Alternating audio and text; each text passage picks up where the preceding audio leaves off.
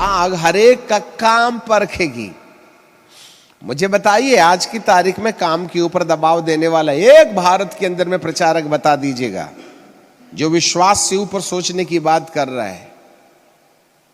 मुझे भारत के अंदर में एक प्रचारक बता दीजिएगा जो काम को दबाव दे रहा है कि तुम्हें झूठ नहीं बोलना चाहिए, तुम्हें चोरी नहीं करना चाहिए, तुम्हें ये नहीं करना चाहिए, तुम्हें वो नहीं करना चाहिए। Introduce me. व्हाई? क्योंकि अंधकार की सत्ता ने हमारे दिमाग से काम की चिपी चोरी कर ली है, जिससे कि काम के ऊपर विश्वास का जहाज इस संसार रूपी समुद्र में डूब गया है।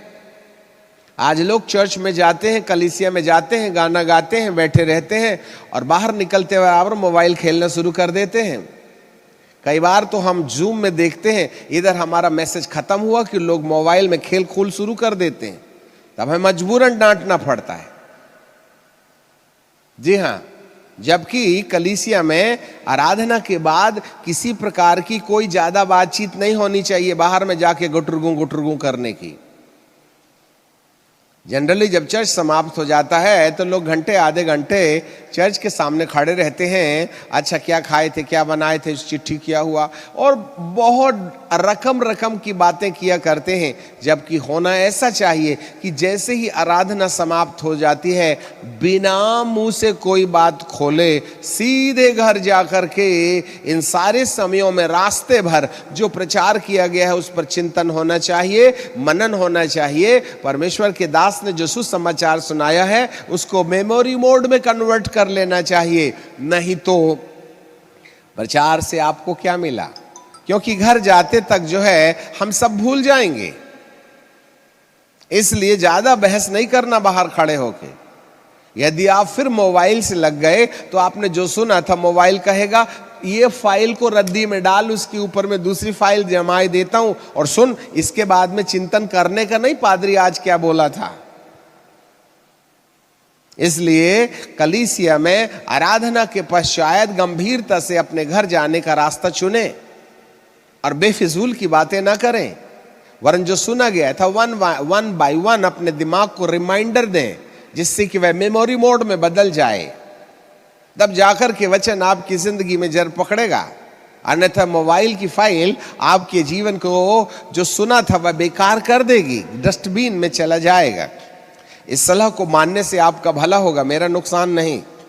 सो बाइबल का परमेश्वर कहता है कि घास, काठ और पूस जो आग में जल जाते हैं, हर एक का काम परखा जाएगा।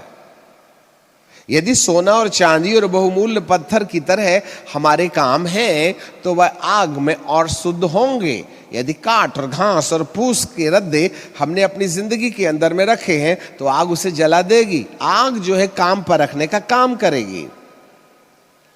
कभी आपने काम के बारे में सुना? या कोई विश्वास और अनुग्रह का प्रचारक काम भी हमारे लिए अत्यंत आवश्यक चीज है, उस पर दबाव दिया क्या? आज काम की चोरी हो गई है हमारे विश्वास से। इसलिए हम नाम के विश्वासी हैं और विश्वास के विश्वासी हैं, काम के विश्वासी नहीं रह गए।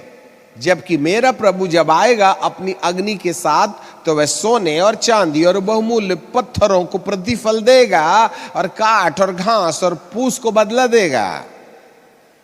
समझ गए तो ठीक, नहीं इंतजार कीजिएगा। बाइबल का परमेश्वर कहता है दुष्टों की युक्ति सोने और चांदी और बहुमूल्य पत्थर और काठ और घास और फूस के कामों के विद्रोह में काम कर रही हैं, जिससे कि आपको सोने और चांदी और बहुमूल्य पत्थरों की रियलिटी अपने जीवन में समाप्त हो जाए और आप घास और काठ और फूस के रद्दों वाले जिंदगी को लगातार जीते रहें। जिससे कि परमेश्वर जब अपने पुत्र यीशु को धरती पर भेजेगा तो उसकी आग आके आपके जीवन को जला रखे। आपको क्या लगता है आपका विश्वास सोने और चांदी और बहुमूल्य पत्थर के मामले में आज भी संसार रूपी समुद्र के ऊपर आपका विश्वास रूपी जहाज इन विषयों में तैर रहा है या वो डूब गया? इसी आधार पर सुखलोक है और इसी घास फूस और काठ के आधार पर ही जो जलेगा वो हमेशा के लिए जलेगा। जिसके काम जल जाएंगे वो हानि उठाएगा। जिसने अपनी जिंदगी में पवित्र आत्मा की अग्नि में जलने वाले कामों को जी करके जिया है, वह अमर काल तक धनवान के साथ जलेगा। और जिसने सोना और चांदी और बहुमूल्य पत्थर के आचरण को अपनाकर पवित्र आत्मा की अग्नि में जलने के बजाय और शुद्ध होने वाले रास्ते का चुनाव किया है, वह दूसरे डाकू के समान कि आज ही तू मेरे साथ सुखलोक में होगा। जी हां, वहां प्रवेश की तैयारी। यदि आपको मालूम होता कि दूसरे डाकू ने जिस जीवन की कल्पना की जो मृत्यु के बाद है, तो आप वहां जाने के लिए अवेयरनेस पैदा करते। और जब आपको वहां जाने की इच्छा होती तो वहां जाने के लिए क्या करना है, ये दूसरा सब्जेक्ट आता। तब आप वहां तैयारी करते, जलने वाले कामों को अपने जीवन से त्यागते और न जलने वाले काम, सोने चांदी और बहुमूल्य पत्थर के समान वाले कामों को अपनाते। परंतु हमारे आंखों के सामने उसने मृत्यु के बाद वाला जीवन जो अधलोक में है और सुखलोक में है, इस वाली कहानी से हमारी आंखों को अंधा कर दिया, जिससे कि हम इन दोनों मामलों में जागृत नहीं हैं। और एक बार अधलोक चले गए तो वहां से वापस लौटने का कोई रास्ता नहीं है। धनवान की कहानी में आपने सुन ही लिया था कि तुम्हारे और हमारे बीच में कैसा भारी गड्ढा है जो कभी भी भरा नहीं जा सकता, और यदि भरना है तो मृत्यु के पहले ही भर लेना होगा, बाद में नहीं। न यहां से वहां कोई आ सकता है और ना यहां से वहां कोई जा सकता है पानी की बोतल लेकर के। बी केयरफुल, इससे पहले कि मृत्यु आ जाए। आपका जो वाला जहाज डूब गया है कि हमें सुखलोक में प्रवेश करना है, इस सोई आत्मा को जगाएं, नहीं तो अधलोक जाने के लिए कुछ करना नहीं है, आपको ऑलरेडी रिजर्व्ड है। यदि आपको अधलोक से बचना है तो सुखलोक में प्रवेश करने की तैयारी करनी होगी।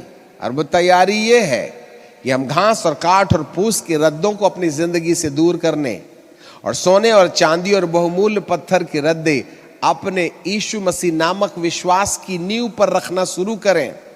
और यदि आप सोने और चांदी और बहुमूल्य पत्थर के रद्दे नहीं रख रहे हैं, तो इस विषय के विश्वास के वचन को हमारे जीवन से शैतान की युक्ति ने चोरी कर लिया, जिससे कि आप अधलोक में सुनिश्चित जाएं कि मैं तुमसे सुखलोक का सुख छीन लूं।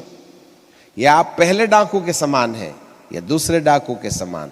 आज कलीसिया इस संसार के समान, इस पहले डाकू के समान केवल रोटी, कपड़ा और मकान और आवश्यकताओं को आधार बना के प्रभु की आराधना कर रही है, या फिर आप दूसरे डाकू के समान अपने किए की सच्चाई समझ रहे हैं, यीशु की निर्दोषिता समझ रहे हैं, यीशु के उस राज्य की सच्चाई जानते हैं। क्या आप उस राज्य की सच्चाई जान करके यीशु से ये प्रार्थना करेंगे, यह प्रभु जब तू अपने राज्य में आए तो मेरी भी सुधि लेना।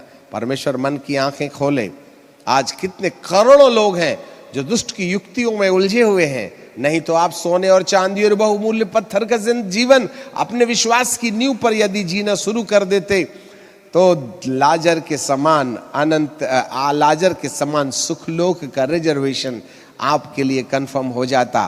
परंतु आज किसी ने हमसे यह धन चोरी कर लिया।